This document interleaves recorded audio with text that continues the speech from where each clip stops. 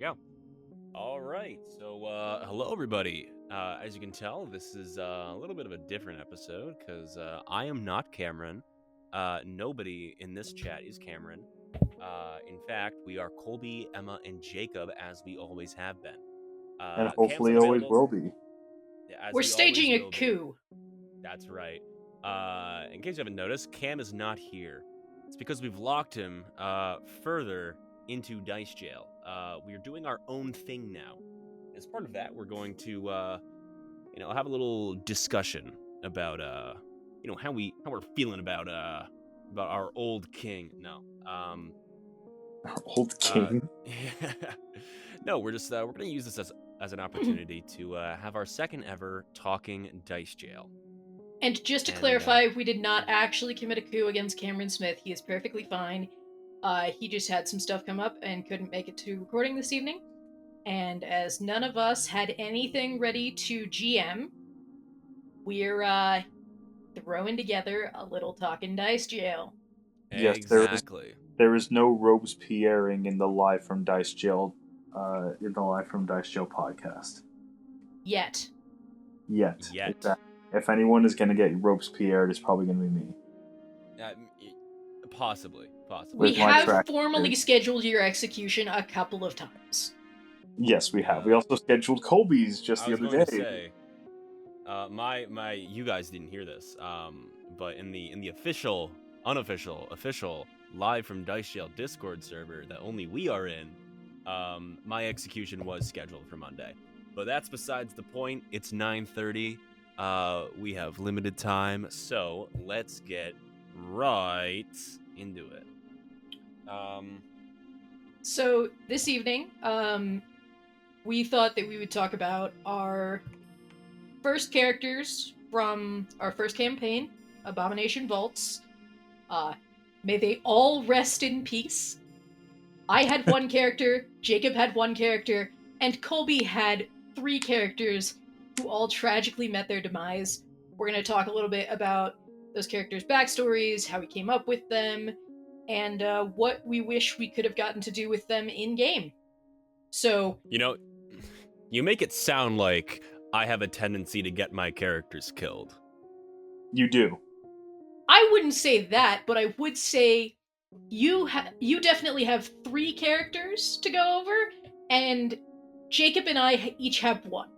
So, Mr. Caldwell, I am going to give the floor to you if you want to start at Grenadine or Oberyn. Dealer's choice. I feel like we have to start with Mr. Man himself, Oberyn Balthazar. That character was obviously not actually my first Pathfinder character, but my second one. Because we actually, before Live from Dice Jail had officially started, we had a sort of test run of Pathfinder, and so in that game, in that first little test run, which I think was Big Trouble in Little Absalom. No. That was the that was game you ran. Right. Yes. I don't remember what. That's what it was. What was it called? Trouble in Otari. That might have been it. Yeah. But, so my character in that one was Skirk, the Ratfolk Rogue. I don't remember a single thing about him, other than the fact that, canonically, after Trouble in Otari, he got caught in a glue trap and died. I'm actually impressed that you remember that character's name, because I do not remember my character's name from that.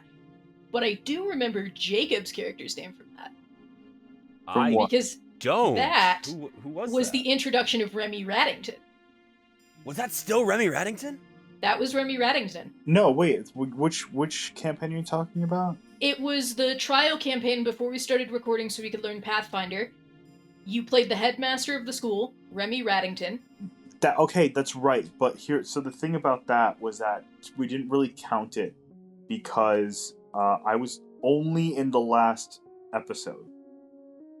True. I was only in the last episode. And because there was no episode. We didn't record it. It was the origin of the first of the characters. I was in the last session.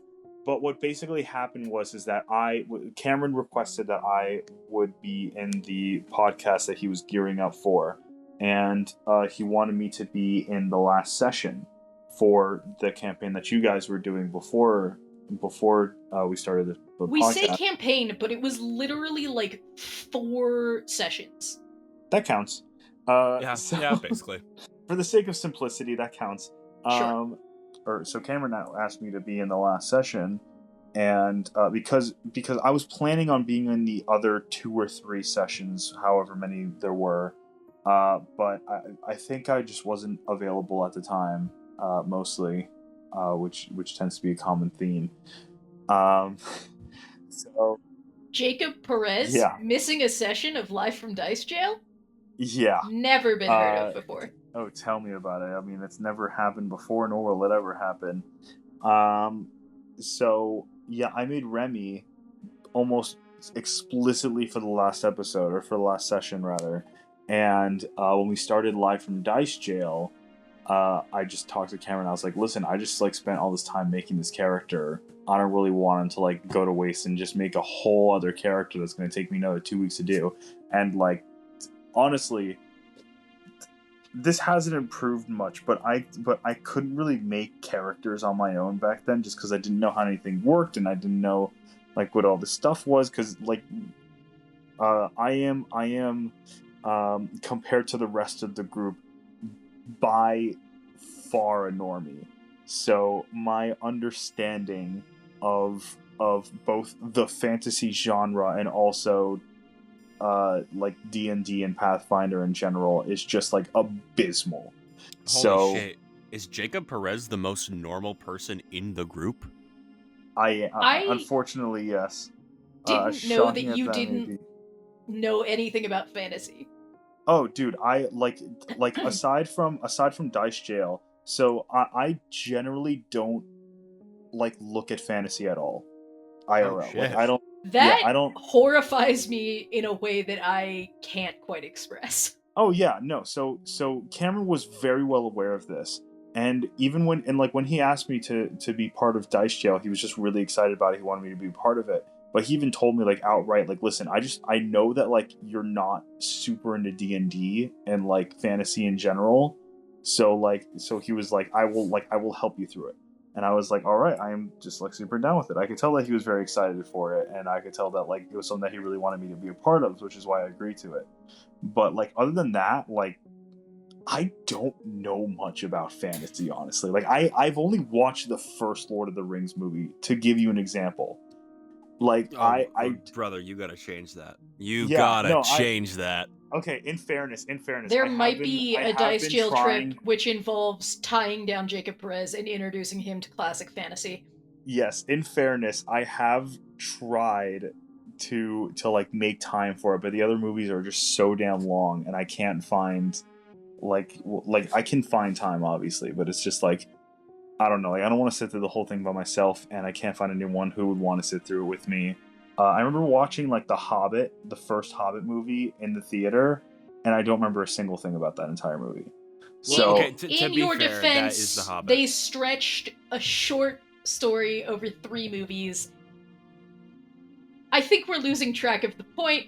Anyway, that is where Remy Raddington was born, but we were actually started on, what was it, Skirk the Rat Folk Rogue? Yes, who we died started on tragically in a Skirk. glue trap. Exactly, yeah. Glue trap while being hit by a car, mind you. How did you decide that was the canonical death for Skirk? I thought it would be funny. Okay. That's 90... Look, the reason I do 90% of the things that I do is because I decide it would be funny. But yeah, same. So, going on to Oberyn. Now, I don't know if you guys... So, when it came to, like, figuring out what I wanted to do for Oberyn, I have always loved the idea of a spell sword in fantasy and, like, video games. Like, anytime I play, like, a fantasy RPG, I need to go for a dark elf spell sword.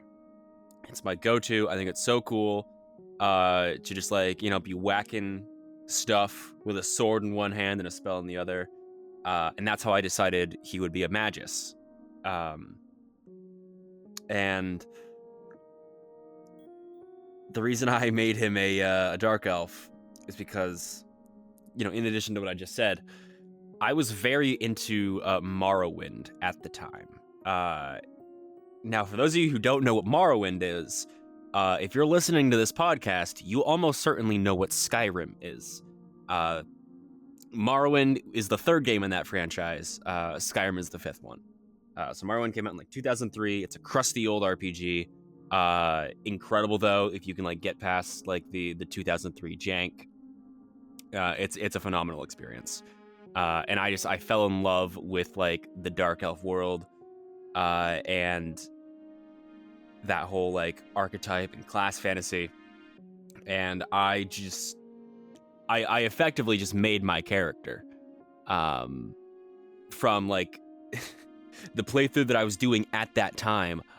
I just carried him over into Pathfinder, and that's how we got Oberyn Balthazar. As for his name, Oberyn comes from two sources. The first is Oberon, King of the Fairies, according to, I think it's Shakespeare, the Shakespearean folklore. I don't know if that's Midsummer the Night's origin of it, but it's definitely from A Midsummer Night's Dream. Yeah. And then the other one, the other sort of inspiration, was Oberyn Martell from Game of Thrones. And that's an inspiration that I discovered after the fact, because I forgot about the character's existence until afterwards, and I was like, oh, Who played Oberyn? they have the same name. Martell? This lesser known actor. Okay. God, I'm forgetting his name. He played Joel in The Last of Us. That guy. Oh, cool. Pedro fucking Pascal? Yeah. I think Okay, that's his name. The way that I was I think that was Pedro Pascal. And then he was like, oh, it's a lesser known actor. And I was like, oh, it can't be Pedro Pascal. I was trying to figure out if you meant the one from the show or the games. I thought for a second you were like, oh, yeah, the Game of Thrones games. I'm like, there's a Game of Thrones game? Over in Martell? So clearly Honestly, we're didn't even know communicating that. really well. I honestly didn't know that Pedro Pascal was in Game of Thrones. Yep. For season 4, and that's all I'm gonna say about his character. Excellent. Anyways, yeah. So I wanted to make a dark elf spell sword. Magus fulfilled the class fantasy. I was also really into Morrowind at the time, and so that just sort of culminated in Oberyn, and the sort of obsession with gold that the character has.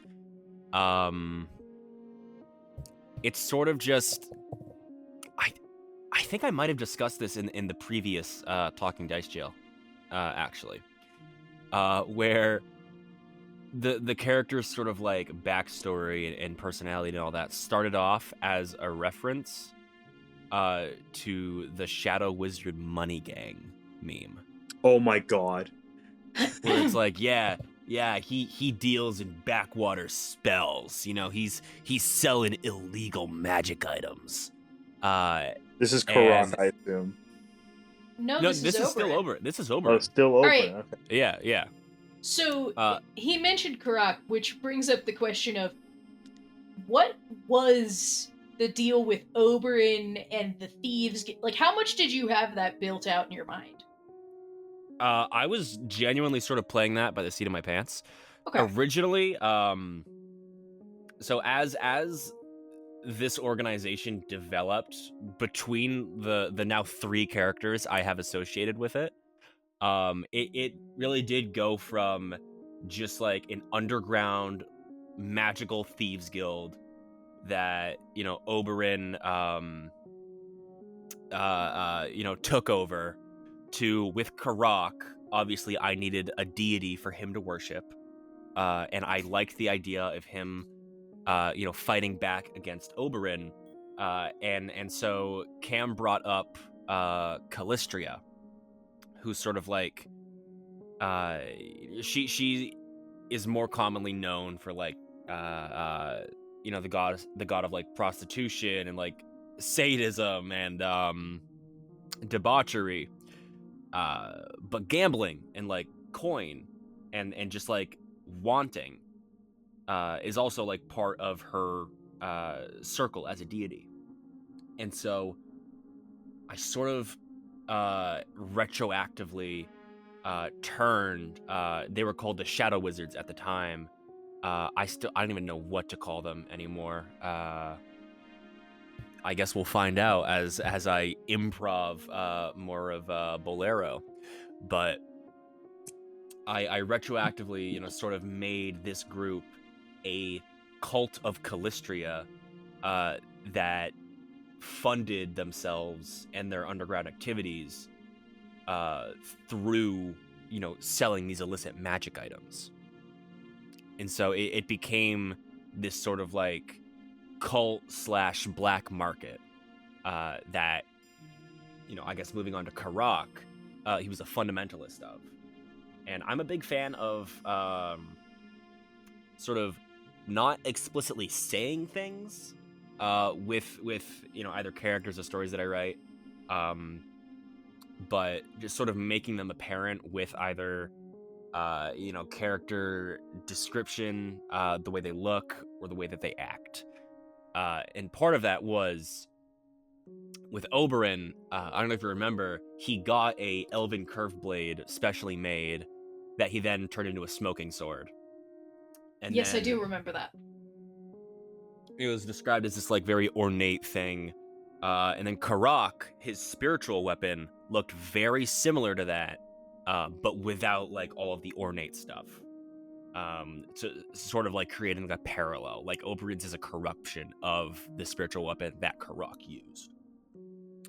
And then, obviously Karak died, and now we have Bolero, who is sort of the opposite of Karak. Without going too much into what I have planned for the character, because now that we've, gotten into this like third act of the Shadow Wizards, I do have an idea for like where I want his character and like this whole organization, which has sort of become a character in its own right, where I want them to go. So I'm not going to say too much about that here. But I sort of envision Bolero as sort of like an equal and opposite to Karak. Whereas, where Karak was a fundamentalist of Callistria opposing Oberyn, Bolero, on the other hand, is a follower of Oberyn, who is, pushing back against the fundamentalists of that sect. And there's a bit more that I want to explore there. You may have noticed some similarities with Bolero's little familiar, Caral. And there's some very intentional things going on there that I don't want to spoil here, but we can get a little further into as Return to Gauntlet develops. But Though, that was just like leave the important question of, dude, what the fuck was the deal with Grenadine? So Grenadine, I have been desperate to know. So Grenadine. Oh yes. I guess we can like discuss this. I don't know if Cam has plans for our deceased characters in the future. So I will keep a couple things a little close to my chest. But my idea with Grenadine was that, well, first of all, I saw that the skeleton race existed, and I was like, I'm playing a fucking skeleton. And then I had the idea of, Gauntlet traps souls, after all. And the Thaumaturge class really jumped out to me as like something very cool. And it is specifically the class all about like knowing monsters and like pulling from esoteric knowledge. And so I thought it would be cool if this character was a sort of amalgam of souls trapped in Gauntlet that pulled from those memories in order to like get those recall knowledges. And so that's sort of the whole deal of the character. That he didn't really know who he was. He was just literally a bunch of bones stuffed into a suit of armor. And he didn't know who he was. And so the question that I sort of wanted to explore with that character was, if this character is made up of hundreds of different individual beings, is he himself his own unique character? Like, is he a wholly original person? Does Grenadine actually exist, or is Grenadine just a collection? And that's sort of the crisis that I wanted to explore with that character. And so that's what Grenadine's deal is. I was always curious because it felt like I was like, obviously there's something more here, but I don't know if the something more is like something we should be picking up on. Like, should I know what's going on or no? Yeah, I mean, I wanted to keep it pretty subtle and just like let stuff sort of come out naturally. I've never really been a fan of just like outright stating like what a character's deal is. And being like, "Hi, I'm a character. This is my cool backstory." I like stuff that develops naturally, and I wanted to let Grenadine sort of, I wanted his backstory to come out naturally through the gameplay, through the story, and we did sort of like we did make some progress there, and then he died. Yeah, this is why I wanted to do this episode, because I know that you have a lot that you've built into your characters that, like, especially since there were 3 of them, just we never got to because the horrors of Gauntlet. Yeah, I will say though, it's sort of like a bit of a blessing in disguise that I did have 2 characters die, because in creating, like, the process of creating these characters did open up a lot of storytelling potential, I think, for these characters. Like, there's the obvious through line between Oberyn, Karak, and Bolero, but then also just like getting to experiment more with different classes, in these different characters, getting to experiment with like a different sort of vibe. Like, okay, I'm the player who has a lot of characters die. This is a character that's all about characters that have died, and so it's sort of like a reflection on that. But yeah, it was a lot of fun, and it's sort of blessing in disguise to have those characters die. It is deeply unfortunate they both died in the exact same way. They did. They really did. I still think it's hilarious that we beat the giant fucking skeleton boss that scared us so much earlier, and then we died to fucking goo. Yep. But yeah, so I guess that's a sort of overview of my characters, and like my thought process behind them. So we can go a bit more in depth into Karak and Grenadine a little later on. But first, I think we should pass the torch to the other first gen characters that we've got here. So I guess, Emma, if you would want to go next. Oh, I am perfectly happy to go. So Petra Palmer, my beloved Pathfinder character, not my first Pathfinder character. That was a orcish barbarian, I think, whose name I do not remember. So how did Petra Palmer come to be? Well, Cam was doing... I feel like we've explained this in the last live from Dice Jail, Talking Dice Jail, but just in case anyone didn't know, we started Abomination Vaults because Cam was doing a total setting rewrite of his homebrew world, Imelon, so that it could be compliant with Pathfinder rules and be kind of its own separate thing from D&D, because... well, that was around the time that fucking Wizards of the Coast sent the Pinkertons after people, and we were just like, yeah, maybe we don't tie ourselves to that. Keep it down. Keep it down. legally forever. But he was in the middle of doing like a full rewrite for like every ancestry, subclasses, the different realms of his world, the gods and stuff. And so he was going alphabetically, and he was like, "Oh, something unconnected. We're good. Oh, hello? We're good. Can you hear me? Yeah. Okay. I don't know. Something flashed, and I got worried. But anyway, Cam's doing his rewrite, and he's going alphabetically through all of the ancestries. And he goes, "Oh, I have like the first batch of ancestries done." Well, he started with A, and in Pathfinder, that's the Anadi people. And so I was reading through his work, just kind of looking at it, and that was how I learned there were spider people. And for some reason I went, oh, I should totally make a spider person that's hiding as a human, because they have that ability. And I think one of the large reasons that I did it is Cam hates humans. It's one of his, like, pet peeves. He doesn't like human characters.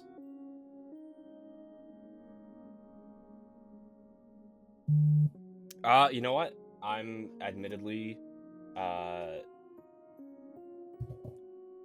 not in a different boat. He dislikes them so much that he has renamed his human contingents Voffits on Imelon. But I wanted to, like, screw with him a little bit by being like, okay, here's a not human character, but I'm gonna play her like she's human. And, like, hide that fact from everyone. And I don't know how many sessions we got. We got a lot further than I think I thought that we would before that came out. I don't know if I said this in the last Dice Jail, though. Petra Palmer, I named her that because it reminded me of Peter Parker.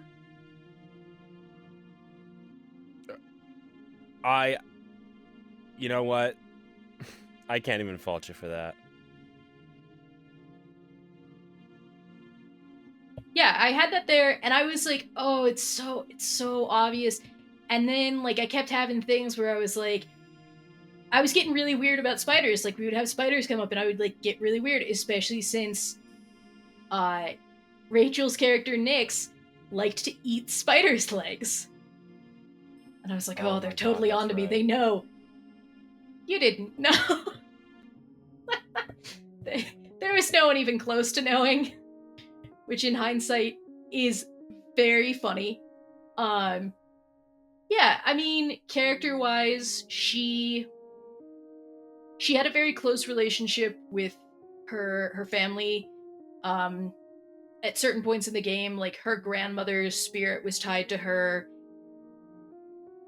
and that was part of kind of her development, was kind of reconnecting to her roots, because the backstory that Cam and I had discussed was basically she had been an adventurer with a childhood friend for a really long time, but she was also a toy maker, and she had originally become a toy maker because the human children in the village they would go to trade with were scared of the spider people. So she would make toys to try and, like, befriend them. And one of those children that she befriended is actually Finley, who she's now in Gauntlet. And so they have that connection, and yeah, I mean, there was a lot of that kind of thing where I was having Petra write a lot of letters. It had no real impact on any of the game, but I wrote a lot. There's a document in my, like, Google Drive that says "From the desk of Petra Palmer" that has just like full of those letters. Just, like, in-character letters that I wrote. Like, I wrote them to Finley, I wrote them to her parents, tragically, I don't know if anybody remembers, but there was a time when Petra kind of went to Rin and was like, I have this box, and I need you to keep this box and only open it after I die. So in that box was letters written to every party member at the time, and to like a couple NPCs. Like Finley had a letter that in my canon has now been sent out, and that's why she's here. Mm-hmm. But there were letters to each of you, and then all of the characters that I had written the letters to died. They all predeceased her, with the exception of Remy Raddington. And even Remy Raddington couldn't get the letter because he has gone missing.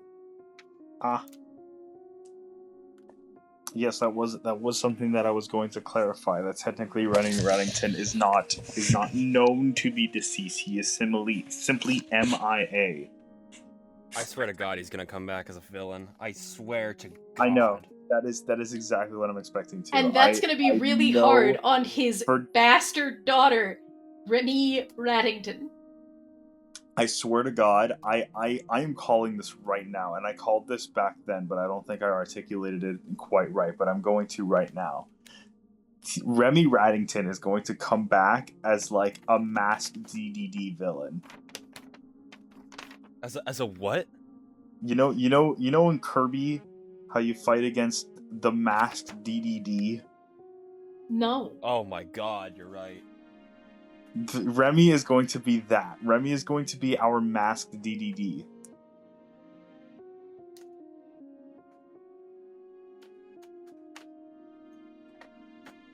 Well, I got the reference. Finding a GIF. I never played Kirby. I don't know what's happening.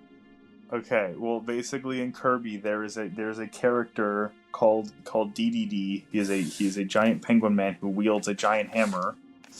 And he is usually chill as hell, but every now and then a villain will put a mask on him that controls his mind, and you have to fight him as a villain. It's either that, or we're gonna eventually get to the room down there, and Cam's gonna go, anyway, you see the weird skeleton of a rat man. Yeah, I would completely expect either of those. But yeah, I don't know. That was that's Petra Palmer's origin. I kind of view her and Finley as having this like Achilles and Patroclus kind of thing, where now Finley's just like, I am going to die here, and our spirits are going to be trapped in this hellhole together. Yay. Oh, we love to see it. We sure do. Alright, well, I guess it's my turn. It is your turn. Okay, yeah, so my whole thing when I made Remy Raddington... So as I mentioned before, I'm not very much into fantasy. And, and because of that, my knowledge of it is terrible. Like, I actually... one of my characters... So I have a couple characters, actually, now, in the current iteration of Gauntlet, who are magic users. But you may notice that before them, I didn't really have any magic users. And that is because I just didn't really want to learn how magic worked. Because I was just like, it's too much of a headache. I don't understand it. I don't want to go through the effort of learning all these spells and picking them out and then trying to figure out which one I'm going to use on this guy and which to use on that guy. It's not worth the effort. So for that reason, that is one of the reasons. And actually, funny enough, I had a character in the past, and in a past campaign. This was before, I think, even college, before Cameron met you and Colby and Emma. Who's the you in that statement? Because Colby and Emma are the only ones here. Yeah, I'm pretty sure I directed it at Emma, but whatever. Then I realized, like, oh wait, they might not realize who I mean by you. But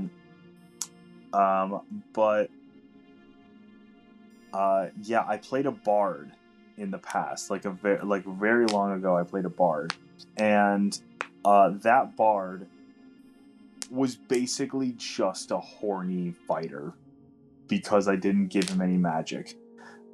So like I really didn't know how to handle magic. So That that would is be one of very the on reasons. brand for you, though. Like a What's very that? horny fighter. That's something you would make.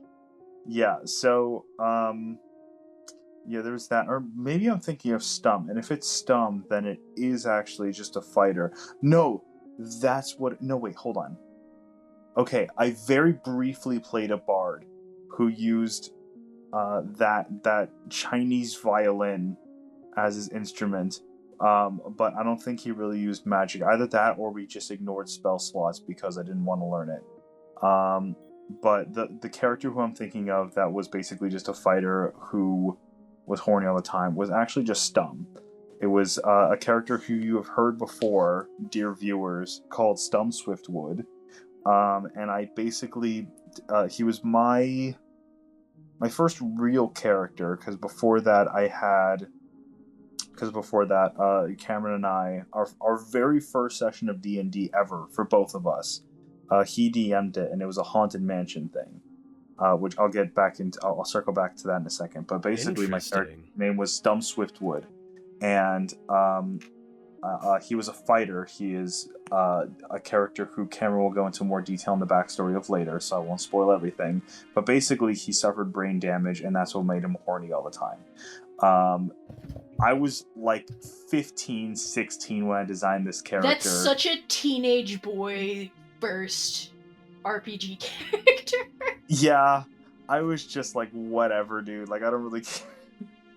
So, yeah, that was Stum. That was my first real character. But anyways, to get back to Remy, I made him a monk, and I made him a Ratman monk. So Remy, the character himself, is really a double pun.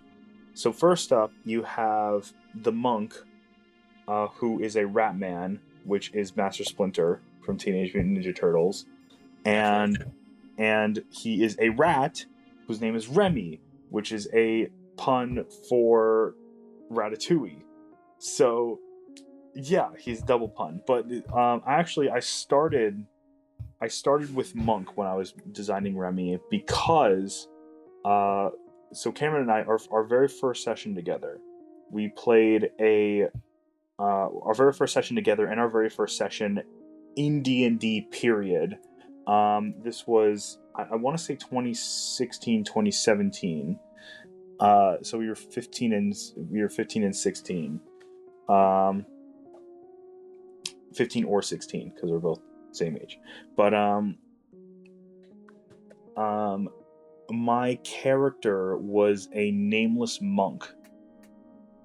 Or maybe I named him, I don't really know, but because we both knew this was like a one-off campaign, we just like didn't go through the effort of like naming the character, really fleshing him out or anything. So we basically just we picked the class, picked the stats, and we didn't even have like an online tabletop thing to go by. So this was literally just me and Cameron on a blank Discord call, just using Map of the Imagination. And I think Cameron had like some sort of format to go by, but me, I was totally in the dark.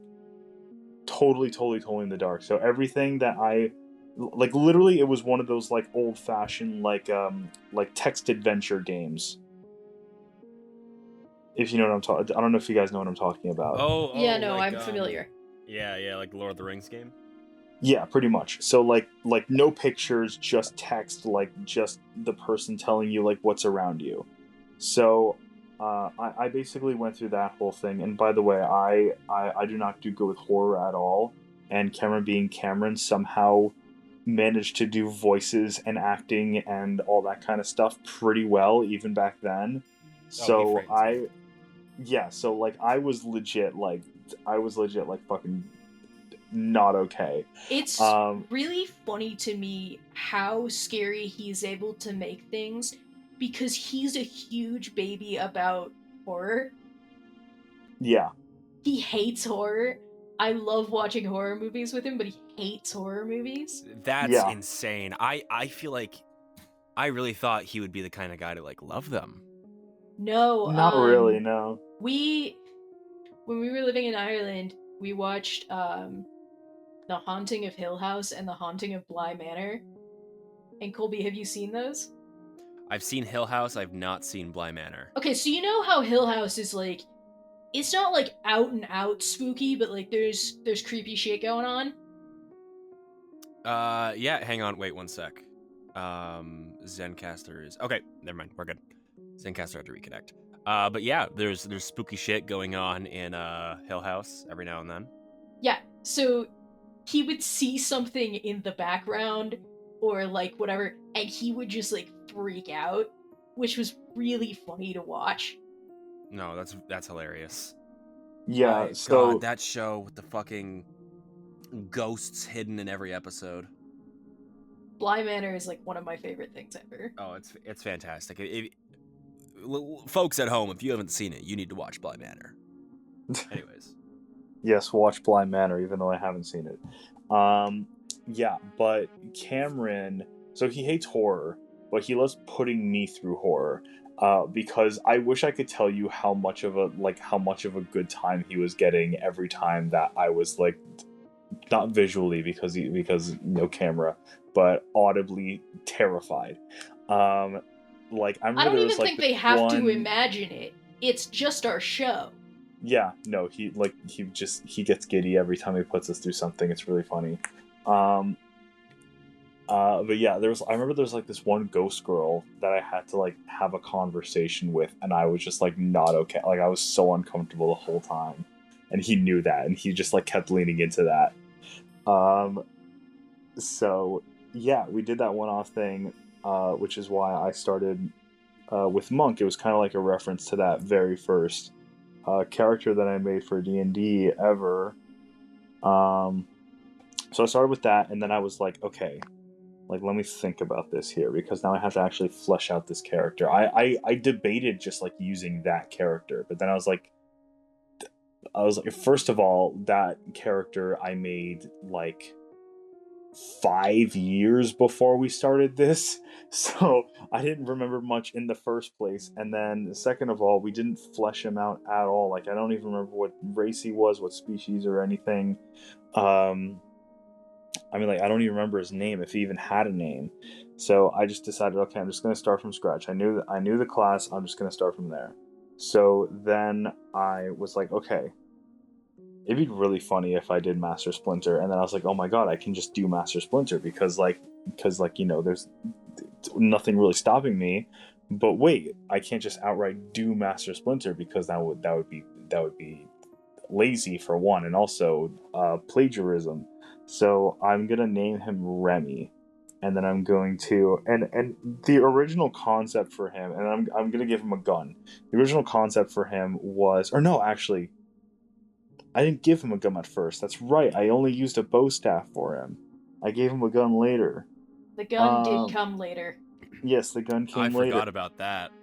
Yeah. So originally for Remy, I was planning on making him kind of like the jokesy sort of like old man character that could be serious when he needed to be. The serious when he needed to be part didn't end up panning out for very long. I kind of realized it about a year into the campaign, but I was like, okay, yeah, like we are both not enough in like serious situations to really take advantage of that, number one. And number two, we're never like really in a situation that, like, I don't think any of our characters had died at that point, but we're like never in a situation that's serious enough for me to like be that character.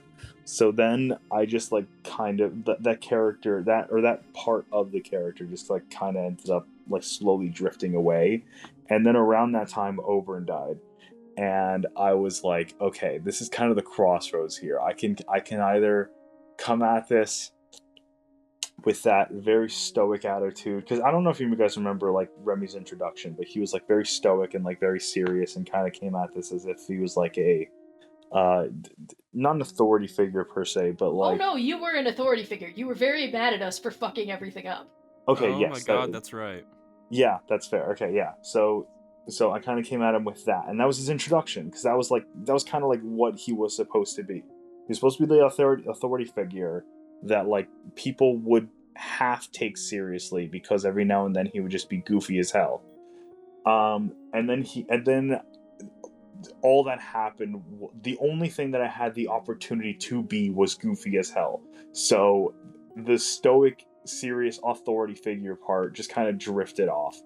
And then Oberyn died, and I was like, okay, either I can try to like backtrack and be super inconsistent and make him stoic again and an authority figure again, and like try to figure things out and work things out, or I can just kind of accept, you know what, he's goofy, this is where he just is. And then I slammed his body on the table and said, hey Rim, we have a present for you. So I'm sure you can guess which route I went with. I just love the idea that he gets worse, like his dementia gets worse over time. Remy And that's how Reddington this came corruption about. arc. Yeah, that kind of is how we sort of explained it, was just like, oh yeah, he just has like dementia, or he's senile, or he's just crazy. But like originally, I think the very first step towards that was when Cameron was like, oh yeah, you missed that attacks, but it wasn't like anything with the darkness or anything. It's just your It was cataract. the cataracts. Yeah, He and that said was like, cataracts, okay. and we went, okay, that's an old man, and we can't let it go. Yeah, exactly. That was like the first step. That was the very first step towards like okay, nobody's taking this character seriously. Especially when I noticed that nobody was really taking him seriously when he was trying to be serious. It is very funny that Cameron accidentally like torpedoed your chances to be like a serious sage wisdom figure, because we were all like, oh, so it's a meme. It's an old man meme. Yeah, I wouldn't say that he torpedoed it, because I definitely contributed as much, if not more, to that torpedoing than he did. Because, I mean, after all, like, I am the one who was controlling the character. But, I mean, I think another part that kind of like drove my decision making towards like okay, it's just gonna be goofy, was that like every time that I was trying to be serious, or every time that I was trying to be like stoic and an authority figure, people were just like, or everyone else in the group was just like, yeah, shut up, old man. So I was like, okay, I'm just gonna lean into the dementia bit. I was like, you know what, if I'm not gonna be the serious character, I am going to make everyone's lives miserable. And I kind of succeeded in that, honestly. But there was also just kind of, it also just kind of came from the place of, once again, I must reiterate, I am not much of a fantasy person.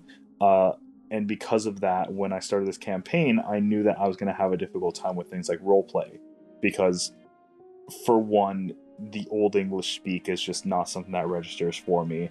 And as you second can off, see, we've all spoken Old English the entire time you've been on the show. you see, my assumption, I knew that like people were going to either just like kind of do their own thing, like language wise or like speaking wise, but like I don't know, because I didn't have a whole lot of experience, especially in groups, and especially because this group was new to me specifically when we were starting this campaign. I was like, okay, are they going to speak in old English? Probably not, but that's just where my head is going at with like assumption wise. So I'm just gonna make that. That's like where my head always goes whenever somebody tells me about their D&D campaign. It's just like, okay, everyone's talking Old English, because it's just like the default for me. I don't know why. I don't know how. It's just where my head goes. If you and your D&D campaign speak Old English, please send a video to us. Yes, Hear please. ye, hear ye. Submit it to our PO box that we definitely have. We have an Instagram and a Buy Me a Coffee page where they can just send video. I didn't know we did that. We do that.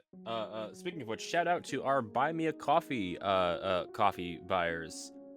You guys are gonna get a shout out at the end of this episode. Yeah, seriously, you guys are awesome. So yeah, I mean that's just kind of how Remy became Remy, I guess. And then by the end of it, I was honestly, I think Colby will remember this. I think he was the one who we were on a call with at this point. But I got on a call with Cameron one day, because before he started working like midnight shifts, I would very frequently like get on calls with him after our sessions and just like kind of recap and just be like, oh my god, this is awesome, like, oh my god, this writing was so good, oh, this character needed a bit of like whatever. And I think one day Colby got onto the call with us, and this is about a little more than a year in. I want to say it'll be about a year and a half in, and low key, I was at that point, I was debating just like actively trying to kill Remy because I recognized like, right. okay, yeah, I was just like, okay, Remy is literally getting nothing done. He does nothing except for deal damage to enemies. Like, nobody like really takes him seriously. Nobody really respects him. Nobody like, you know, like really cares about him. Like, I'm sure that there are people who are like, I'm sure the viewers are just like that. Some viewers like absolutely love him. The Remy Reddington fan club. Yeah, the Remy Reddington fan club, the one that definitely exists and has more than 0 members in it. So at that point, I was just like, okay, what are the odds that I just like actively try to get Remy killed? Because like, I don't really know how much fun I'm going to have just having a character like being forced to have a character that nobody listens to and nobody takes seriously, and also doesn't like take himself seriously. I also considered just like saying fuck it, he died of his dementia or some shit, or just like killing him off screen somehow. But clearly I didn't have to do that. But honestly, if we were still playing, if I still had to play as Remy, like right now, I probably would just like have him say, oh no, his cataracts are kicking in, he doesn't see the cliff. Oh no, his cataracts. Remy, watch out, there's a cliff over there. Oh no, he has cataracts and he has AirPods in, he can't hear or see us. Oh no. No. Yeah, I was low-key just like kind of getting sick of playing Remy. As much damage as he dealt and as incredible as that double-barreled musket was, he was pun not intended, pun half intended, getting old. So Do you remember Cam told me this once and he was like, I'm pretty sure that Jacob has forgotten this fact, but your background was ratted out gun runner? yes. Yeah, his background was, see, this was kind of like where I started having him as a half joke character as well, was because I made him a gun runner. Basically I made him Indiana Jones. Nice. But like for gun smuggling. And then on top of that, I just kind of added the most random bullshit because, again, like I'm not good at taking these role-playing things extremely seriously. I've gotten better at that, in fairness, but I used to not be good at that. So his back character included things like how his enemy was the moon, and in parentheses next to that, it knows what it did. His Incredible. enemies also include Negative Steve. For some reason, I don't even know how I came up with that. Actually, I was just like, that we have invites Steve, a but great we also question. need... Oh my god, What Steve. the fuck was the deal with Steve? Yeah, what happened there? Because didn't he come how up did in like Steve the Remy Reddington come... solo episode? How did Yes. Steve come to be? Yeah, so Steve was literally just a whim. I just was on the phone with Cameron one day, and I think I was on Instagram. I saw a video of a crab, and I was like, that is really cute. And then I was like, what if we gave Remy a pet crab? And he was like, why would you want to do that? And I was like, I don't know, I think it'd be funny.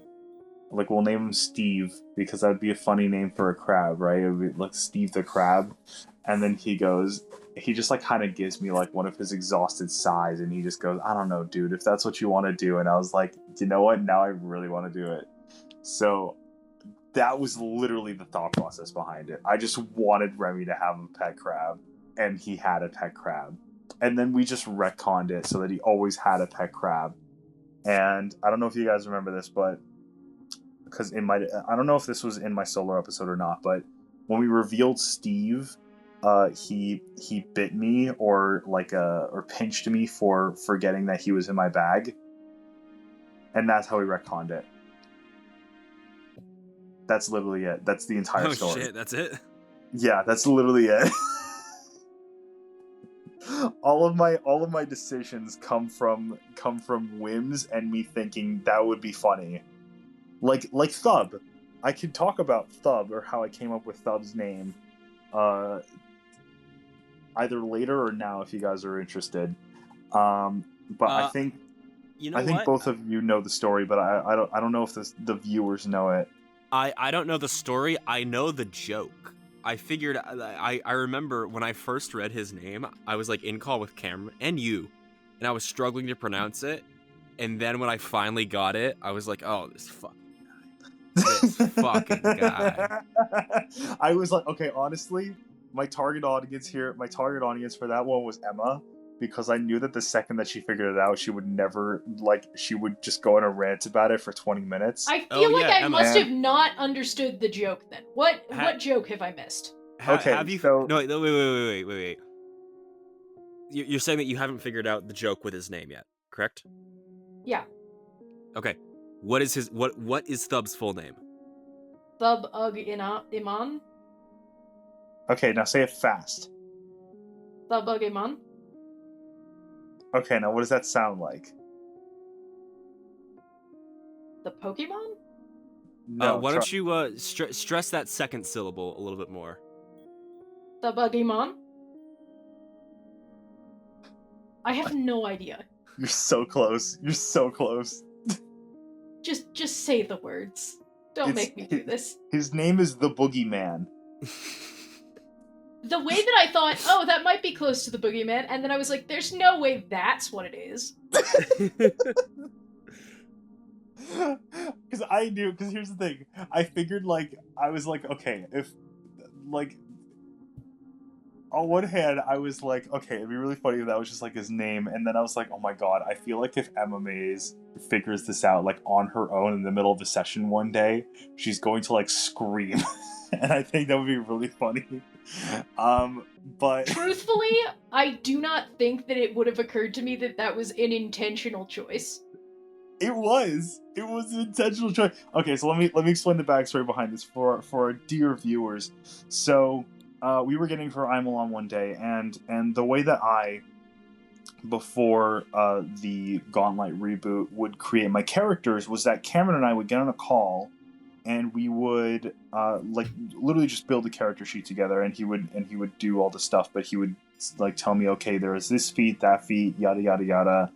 You can add this one, that one. This is what fits your archetype or whatever, and yada yada. Right? So we were building mine, and we had created at least a little bit of him, a little bit of his character. I think we made a species and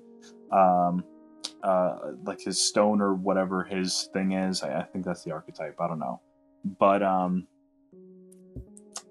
we had fleshed him out a little bit, and he was like, so what do you want for the name? And I thought about it for a second, and I was like literally just as a gag, I was just like, oh, let's name him the Boogeyman.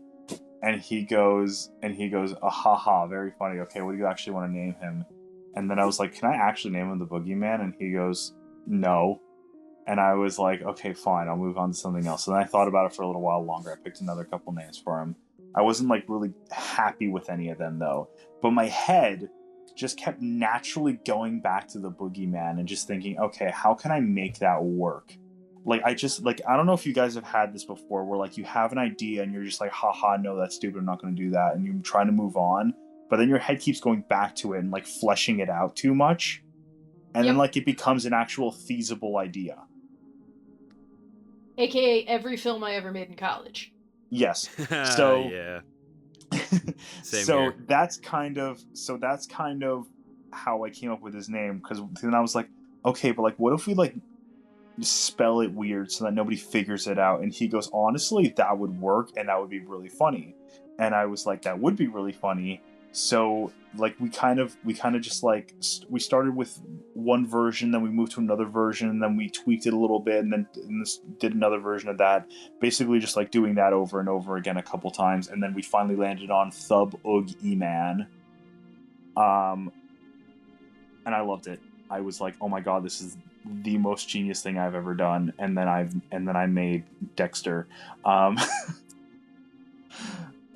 But yeah, I was very proud of that. I was so proud of that name. Oh my god.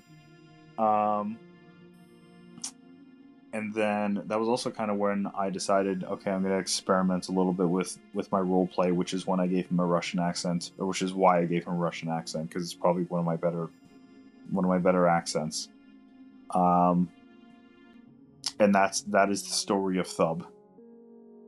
That's beautiful. Thank you. The birth of Thub. I'll take my Oscar in the mail.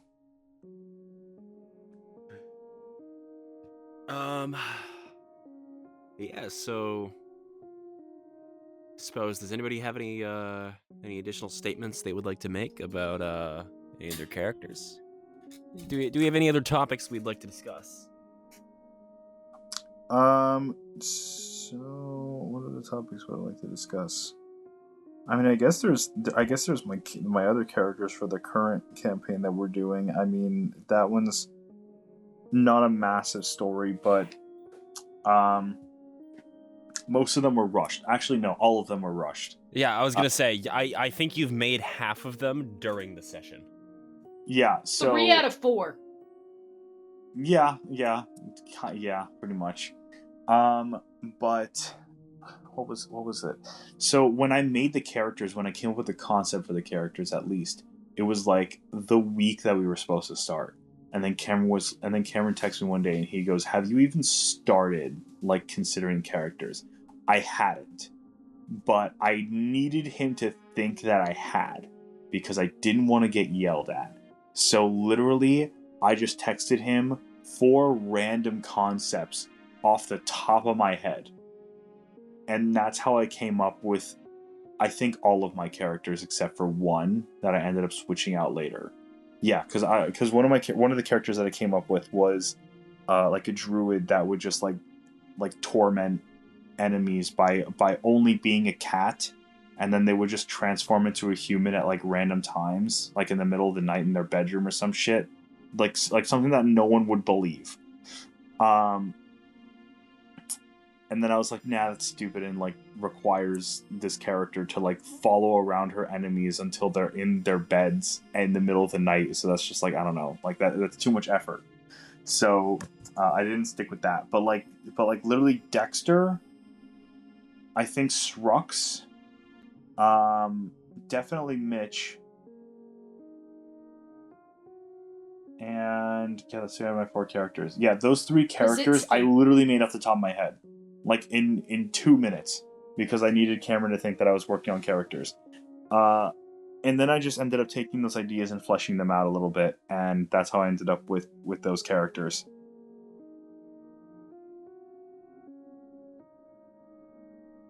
I see. Yeah, with my Return to Gauntlet characters, they were all sort of experiments, because I wanted to use it as an excuse to try out different classes that I haven't, played before. Because God knows, I don't think our Soul of Frost characters are ever dying. You say that now, but I fear as soon as you've said it, like, horrible things will befall us. Oh, yeah, I'm just trying not to think about that. But yeah, like, I figured I'd use the opportunity to try out different classes.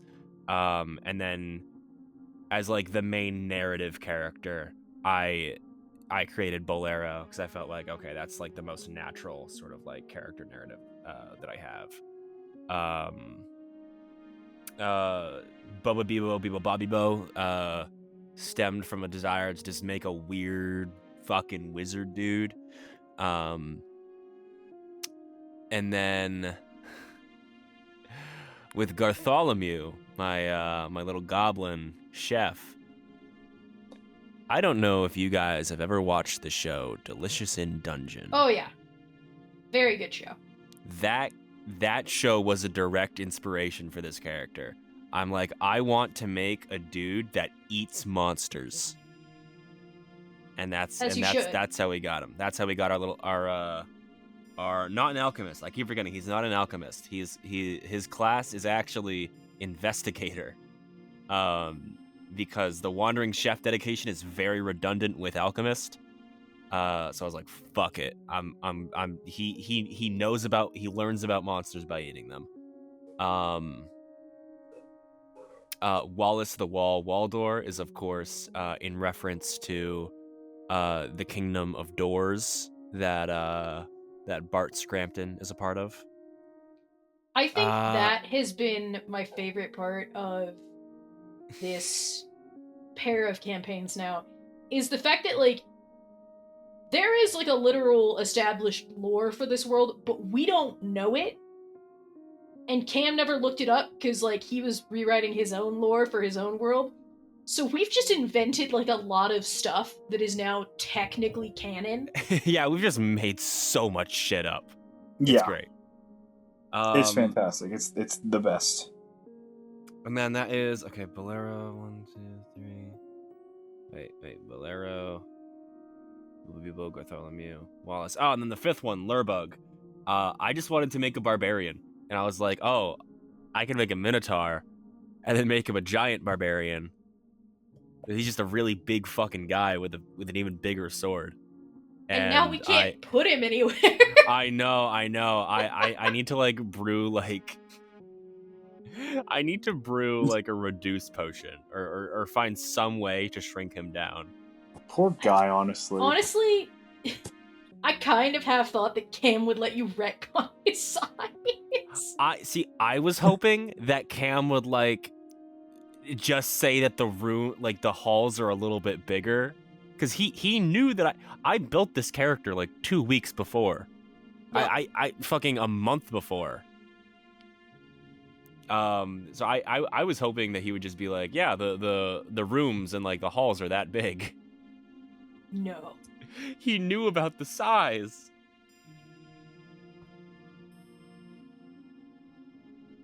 Jesus Christ. But you know what? We'll see what happens with Lurbug. We will see. Because you know what? He's still a very good guard dog. He is. He's fantastic. That's true. So I've actually found the text that I sent to Cameron describing my characters. If you wish to hear them. Yes. Yes. So again, these are literally made these up on the spot. Like as I'm typing them out, I'm making shit up. Okay, so the first one is a chaotic evil rogue that is obsessed with stealing specifically left shoes. Yes, this is inspired by Stitch. No, I will not apologize. The next one is a cleric that has chosen the current leader of whatever country they were in as their god. Yes, this is a subtle metaphor for Trump supporters. No, I will likely not pick this one. I put those in parentheses. I ended up picking that one. I feel like we haven't gotten enough of his backstory. Yeah, so literally, I mean, think about it. His name is Srux. Oh no, I got it. No, we I got it. I We texted got the Cam. Okay, I texted Cam about it. I was just like, I didn't realize there was an actual backstory. No, there is no backstory. I don't think any of these characters really have a backstory. So, the next going on. Next fella is a wizard that got way into psychology, so all his spells are just meant to give people panic attacks. And then the next one is a druid that refuses to change into the form of a cat unless it is to do so it confuses or scares the shit out of said target. Again, I thought that one was too high effort, so I dumped that one. And I replaced him with Pazitsky. So Pazitsky was another one that I kind of thought of on the spot because I needed a fourth character. And I was sitting there just like brainstorming characters for like a good 10-15 minutes. I think I was on with Cam too. And then I was just like, you know what? What if I just made him the opposite of me? And he was, what are you talking about? I was just like, what if I just make him like the opposite of me in every single way? And he goes, I mean, you can do that. Like, do you think that'd be a good character? I was like, oh my god, that'd be a fantastic character. And then he's like, okay, what do you want to name him? I was like, well, he's the opposite of me, so let's just give him the opposite of my name. And we like worked it out, like mirrored the alphabet. Like literally just mirrored the alphabet. So like A is Z, C is X, I guess. So like we just like kind of worked it all out, and we ended up with Pizitsky Jahua. Yeah, fucking Ted Pizitsky. Yeah, Cameron and I actually got worried for a minute that we accidentally made like a Polish word. So like we did, like we literally looked it up on Google Translator and typed out Pizitsky Jahua in case like we accidentally like typed out a Polish slur or something. But otherwise, yeah, Pizitsky is literally just like the opposite of me in every single way. And that was the inspiration for that character. We both thought it was hilarious, and I am very proud of it. And so I gotta know, so what was your 5th character going to be? My 5th character... I actually thought of a 5th character, and then I didn't end up going through with it. Hold on. So then I did that.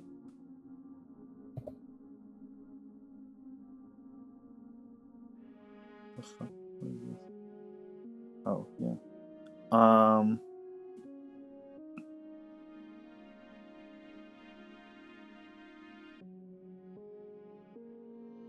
Hold on. I'm trying to, because I know I texted Cameron about this, so I'm trying to text him about it. I'm trying to find the text about it. Oh, here we go. Yes, here we go. That's right. Okay, it was late at night when I texted him this. It was like 11:46, which for me is late because I start my mornings early like a crazy person, even though I'm not a morning person.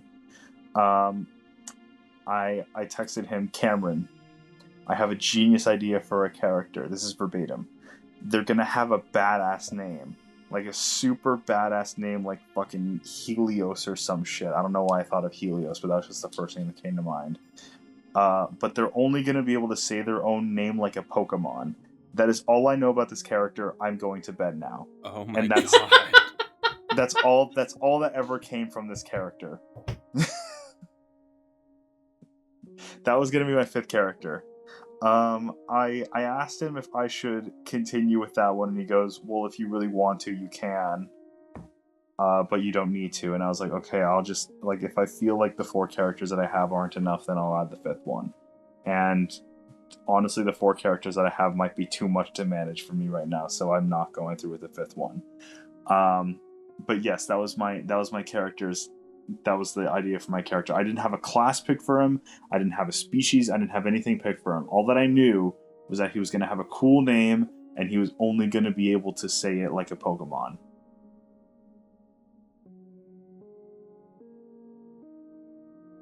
That's fucking beautiful. Thank you. Yeah, I think that needs to come back at some point. I don't know when or where or how, but it needs to return. we need to find that guy deep in the dungeon and bring him back. we bring him back and we're just poking him with sticks trying to make him say anything else. Yeah. Oh god. Actually, I had a really funny thing. So so we have a convention here in Miami called Otaku Fest, and a couple of my friends from my previous university are talking about going there. I don't know why, but this just reminded me of that story. So I felt a need to say it. But one of my friends is an avid Sonic the Hedgehog fan, and he is planning on going to Otaku Fest I convinced him to do this actually, but he's going to Otaku Fest in a Chow outfit. I don't know if you guys know who the Chow are. I don't.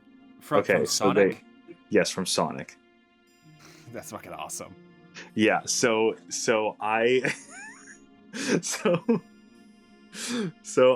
convinced him basically to dress up as a Chow, or he was thinking about it, but then I was like, okay, you should definitely do that. But basically what I really want him to do, he's definitely not going to do this, by the way. But the character, the voice actor for Cream the Rabbit is going, Oh, right? no. So I don't know Cream what this is means, but it does not sound good. Cream is so Cream is like canonically a 3-year-old rabbit. She's a character in Sonic who is joined by her chow friend whose name is Cheese. I am not kidding you. So their name is Cream and Cheese. That's I really don't. funny. Yeah. So basically he really wants to meet the voice actor for Cream, the rabbit. And basically what I really want him to do is to just like go up to this character and only say Chow, like he's a Pokemon. Like he goes up to this voice actress and just goes Chow, and she goes, oh, I love your outfit, I love this Chow, I get it, I love it. And he just goes Chow, and she goes okay, well, do you want me to sign anything for you? Chow. Okay, I don't understand what you're saying. You have to tell me what you need me to do. And like the idea is that he just gets progressively like more and more aggressive and loud with the chows. So eventually he's just screaming Chow at this poor person's face. Please don't put this woman through this. Good No, lord. obviously this is a joke. He's like, I'm not intending for him to do this, and he's obviously not going to do that. But like, we just think it's a really funny idea to just in the middle of the convention center to just be standing on the other side of this convention center and just hear like a very muffled Shaw!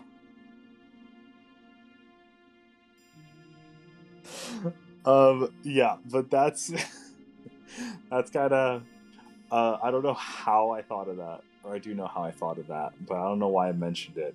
But that's that. But yes, my 5th character might pop up at some point, and he might only say his name like a Pokemon. I look forward to fleshing him out.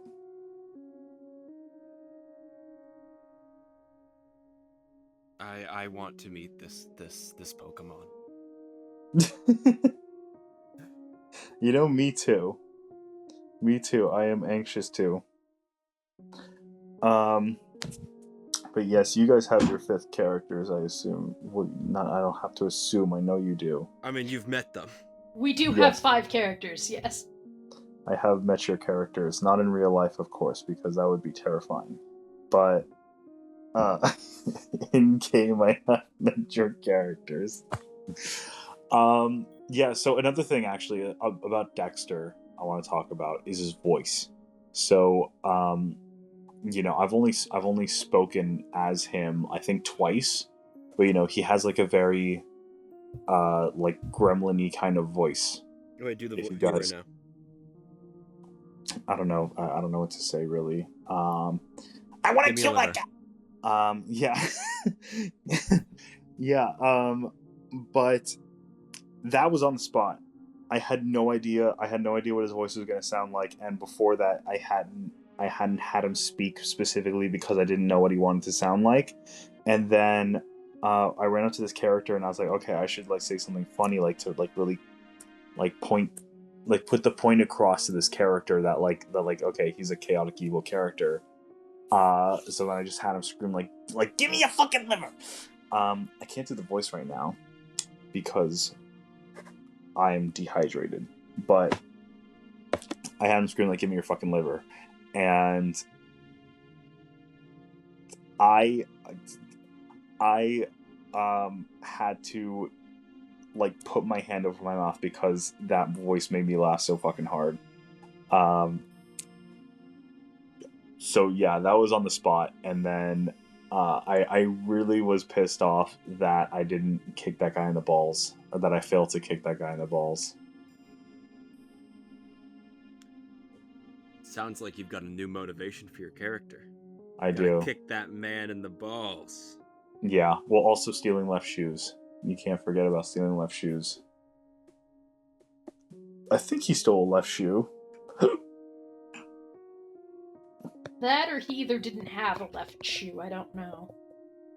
No, I think he has a left shoe, but he just has this obsession with stealing left shoes. Again, this is a Stitch reference. Well, it's a reference to a single line from the movie Lilo and Stitch, where the guy is like, "Oh, he has an urge to reverse street signs and steal everyone's left shoe." That it's a reference from that, and that's basically that.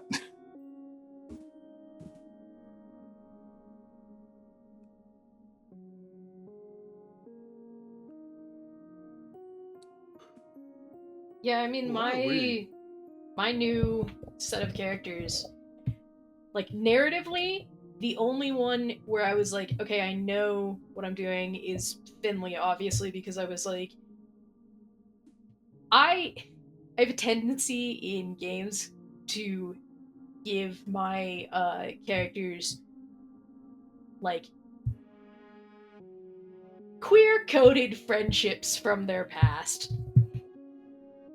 And then Petra Palmer died, and I was like, it is time to bring out the queer-coded friendship from her past.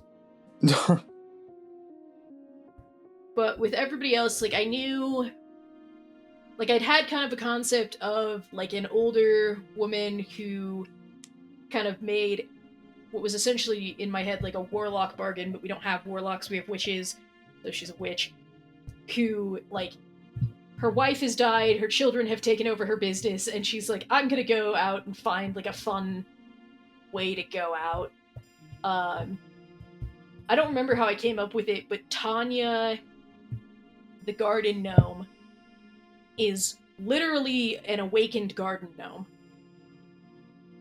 Her owner was dragged away screaming into the pits of Gauntlight and wished her awake to save her. Who else do we have? That's what? Mildred, That's Tanya, Finley, Remy Raddington. Oh yes, Remy with an eye. Yeah. What happened there? Okay, so here's what happened. Jacob and I have had, like, the diametrically opposed Petra Palmer, who is, like, very grounded, very, like, trying to do the sensible thing, and Remy Raddington, who is off his rocker at all times, right? Yes.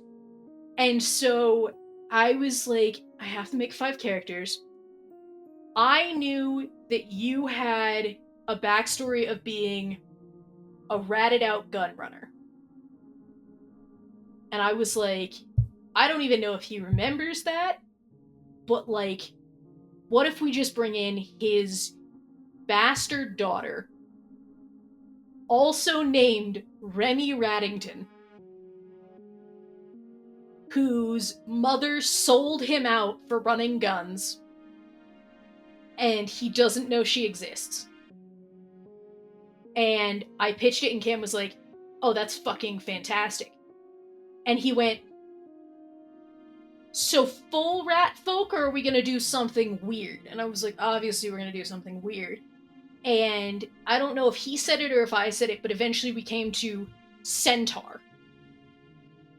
Because the idea was we needed something that just made Remy look absolutely ridiculous. That he had, like, a love affair with a centaur seemed to fit the bill.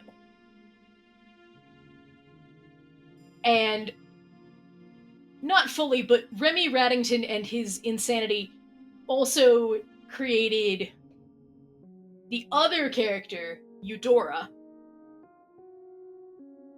Because I feel like I tend to play very, like, relatively grounded and rational people. And I feel like I try and, like, rein in some of the chaos. Which is fine, because that's just kind of how I am as a person. But I was like, you know what? I deserve a chaos character. And so I went, okay, she's chaotic evil. She's from a group of people who reincarnate. she had massive beef with Belcora. She's learned Belcora is back. She wants revenge. And yes, she would want to torture everyone in that tower, but the fact that it is Belcora's tower makes that unacceptable, so she needs to destroy the tower to build her own necromantic symbol and torture people and get her name out there. Ah, clever. I love her so much. So is Mildred sort of your I guess your main character for the new Gauntlet squad? That would be Finley. Probably is my main character. Mildred and Tanya, I like them. I'm glad they're there. They are very much like me playing with different ideas that I've had. Mm-hmm. But I think I'm like most attached to the narrative implications of Finley, Remy, and Eudora. I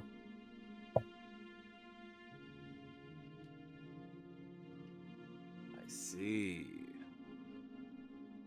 Cam made me wait 2 months for Jacob to find out that Remy Raddington existed. 2 months. Yeah, Jacob, how do you feel about knowing that Remy Raddington canonically has a centaur daughter?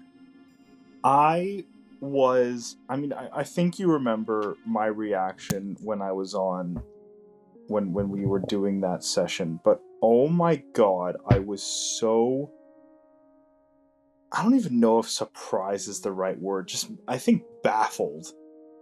Like, I was just like, what the fuck is happening right now? I felt like I was in the Twilight Zone. I was like, what the actual shit is happening right now? Like, is this real? Is this character real? Like, is this Yeah, I was just so baffled by it, so confused by it. And also, like, and at the same time, like, just so proud. When I You birthed a legacy. Yeah. When I saw the name Remy Raddington like in the character lineup, I thought you were straight up playing the OG Remy. Like you took over the character from Jacob. No. I had to do something worse. Of course.